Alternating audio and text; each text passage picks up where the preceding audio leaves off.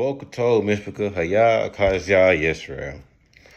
I have a little class for you all, and it goes with what is wrong with Israel, and why do we have so many murmuring members amongst us? I mean, these are people that you can show them miracle after miracle, and it's just not good enough. They're going to still murmur, just totally unsatisfied at everything that you try to show them, right? They just can't accept it wholeheartedly. They always have to murmur. Well, this started even all the way back in the book of Exodus, chapter 16. We're going to read verse 3 and work our way through the word, Tehillah Yahweh. And the children of Israel said unto them, would to Yahweh we had died by the hand of the Lord Yahweh in the land of Egypt, when we sat by the flesh pots, and when we did eat bread to the full. For ye have brought us forth into this wilderness to kill this whole assembly with hunger. Then said the Lord Yahweh unto Moses, behold, I will rain bread from heaven for you, and the people shall go out and gather a certain rate every day, that I may prove them whether they will walk in my law or no. So here we have a situation when Israel is saying, well, when we was dead-minded and we was in Israel, we were able to hustle up, and we was able to hustle, and I was able to have bread, but now I'm being told I got to try to walk this rightful path, and it seems like I'm getting less than what I did when I was doing wrong. That's what they basically saying. That's why Yahweh needs to try them with the law to see if they're going to follow the law or no, right? Verse 7 says, and in the morning, then ye shall see the glory of the Lord Yahweh, for he heareth your murmuring against the Lord Yahweh. And what are we that ye murmur against us? See, they was trying to come to Moses like he was the excuse, right? But really, they had a problem with Yahweh. And Moses said, this shall be, when the Lord Yahweh shall give you in the evening flesh to eat, and in the morning bread to the full, for that the Lord Yahweh heareth your murmuring, which ye murmur against him. And what are we? Your murmurings are not against us, but against the Lord Yahweh. And Moses spake unto Aaron, and say unto all the congregation of the children of Israel, come near before the Lord Yahweh, for he hath heard your murmuring. Right? So they was just so unsatisfied with the leavening process, right? They had to try to go through the leavening process, and the leavening process is separating yourself from the impurities, causing a living organism, the yeast, right, to come in contact with the mind and your core beliefs and causing agitation, right? Because that's what the living organisms do. It causes an agitation in the bread, causing it to rise up, right? They didn't want to go through the leavening process. They were totally ungrateful. As some of our members today are ungrateful. They don't understand. They say, oh, I gave my life to Yahweh and I don't see my blessings, because you haven't done it. I promise you. I promise you. The Bible says to trust in the Lord Yahweh and to rest in the Lord Yahweh. You rest a little bit, and you trust a little, and you trust a little bit, and you thinking you're going to get the full reward. You can't do that, man. You have to put your full trust, 100% trust. It didn't say put most trust in the Lord Yahweh and he shall make the things of your heart glad. It didn't say you put a little bit, today, a little bit more tomorrow, not that much next week, and you'll still get it. No, it said trust. Just underline trust. What is trust? And then it says find rest, right, in the Lord Yahweh, that he's going to do it. Be patient. Sit back. Correct yourself. Because if you are not good, which means a God-like, which means just, which means perfect, which means charitable, which means benignant, which means upright, which means right-minded, which means munificent, which, if you're not more than more than good, if you're not excellent, if you don't excel at being good, then you're not good. That's just the truth. You have to put on the whole armor of Yahweh. You found a helmet and the breastplate, and you think you're ready for war, but your groin is open. Your legs don't got no protection. You don't have no sheath for the sword, so the elements is just messing with your sword. It's making it brittle and weak. And you think you're ready for war. You think you're ready for battle. You think you're ready to stand up and be this, one man army, and you're not. You're not. And then it don't help that we have fools running amongst us, causing separation, trying to separate you against, the Lord Yahweh ben Yahweh. And, our people will be so stupid that we'll believe any nigga that's yelling the loudest. And the more ignorant he is and the louder he yells, the more you want to believe it.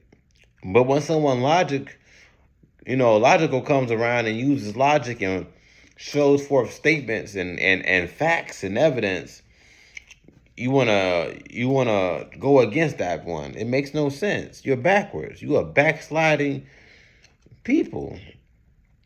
And you wondering why we still going through this, because you returned to the dust. And some of y'all was always dust. You was never put into the clay.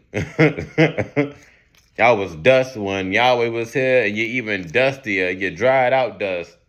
Now that Yahweh has went back to what he went back to, as it says in Hosea. He says, Hosea chapter 5, verse 15, I will go and return to my place till they acknowledge their offense and seek my face in their affliction, and they will seek my face. Right? So now we move forward towards Numbers chapter 16, verse 1 through 3. And it reads, Now Korah, the son of Izhar, which was the son of Kohath, which was the son of Levi, and Dathan, and Abiram, which was the sons of Eliab, and On, and the son of Peleth, which was the son of Reuben, took man. And they rose up before Moses with a certain of the children of Israel, 250 princesses of the assembly, famous in the congregation, men of renown. And they gathered themselves together against Moses, against Aaron, and said unto them, Ye take too much upon you, seeing all the congregation are holy, which they wasn't, every one of them, and the Lord Yahweh is among them. Wherefore they lift ye up yourselves above the congregation of the Lord Yahweh. If they was all holy, then by golly, they wouldn't have been murmuring over bread and flesh pots, right? They would have had all of their trust in the Lord Yahweh. See, it's easy to say that you something, but when you don't demonstrate that something that you're portraying that you are a lying hypocrite. So you have all these people out here flabbergasting, bumping their gums, as if they're actually trying to convert their lifestyle to a good lifestyle. And they never even looked at what good is. They just think good is not cussing today. They think good is opening up the door for somebody. They think good is, letting your kids have, snacks. They think good is, not beating your wife. They think good, is calling your mama, calling your dad and saying, hey, I love y'all. That's what they think good is. No, that's being polite. But being good is being more than excellent. Being good has everything to do with being principled. What's your principles? Does it follow the ordained, derived derision of truth? Is your good, is your soul the same as Yahweh's soul? Do you follow the law wholeheartedly Are you putting forth action into overcoming the nigga mindset? What are you doing? If you are not looking up the definitions of good and then trying to apply it, how can you be good? It's like somebody saying they love you, but they don't know what love is. Love has many contacts. Love is a big definition. Love is attached to material things, emotional things, you know, non-material things. Love is many things. How? How do they express that love for you? How do they demonstrate that love for you? How do they explain that love for you? How?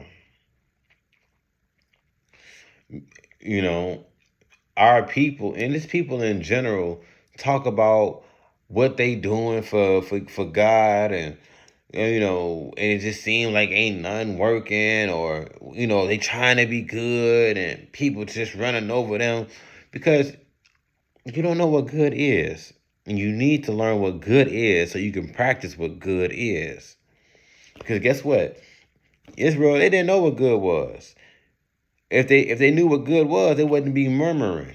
They would be appreciative. They would trust in the Lord Yahweh that, okay, he got us out here in this wilderness. Praise Yahweh. We seen Yahweh split the Red Sea. Praise Yahweh. Yahweh freed us from Pharaoh and being treated with harsh bondage. Praise Yahweh. All my trust is in Yahweh.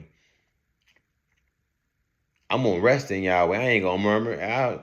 I know if Yahweh did all of that to bring us out here, I know Yahweh ain't gonna kill us. Yahweh's gonna kill you, fool. He would have killed you in Egypt, in physical Egypt. If Yahweh was gonna kill you, he would have killed us in physical bondage when we was in slavery. He would have just wiped us all out. He wiped out all of Sodom and Gomorrah. But you see, Yahweh is waiting for you to seek his face, the whole mercy of Yahweh.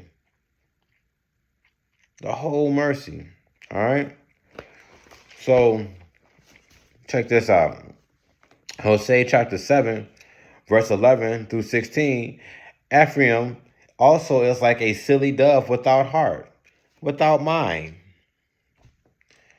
They call to Egypt, and they go to Assyria. And when they shall go, I will spread my net upon them, and I will bring them down as the fowls of the heavens, and I will chastise them as their congregation hath heard.